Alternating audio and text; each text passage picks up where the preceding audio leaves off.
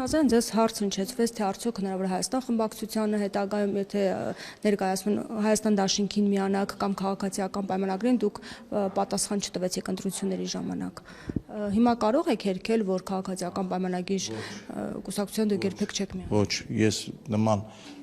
հերքումներ, պնդումներ ես չեմ կարող անել, որովհետև կյանքը ցույց է տալիս, որ իրավիճակը այնպես է փոխվում, որ դու հայտնվում ես այստեղ կամ այնտեղ հանուն պետության, հանուն ազգի։ Ես գիտեմ, ես ասել եմ, այսա նշանակում էր, որ այ քաղաքացիական պայմանագրից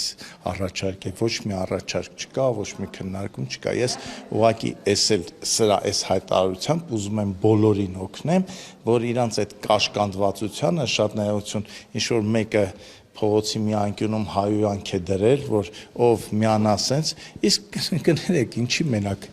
այս երկրում, այս աշխարհում միակ մեղավորը քաղաքացիական պայմանագիրն է, բա ասենք Արամ Սարգսյանը, բա Հանրապետական կուսակցությունը հեչ մեղավոր չեն եղել։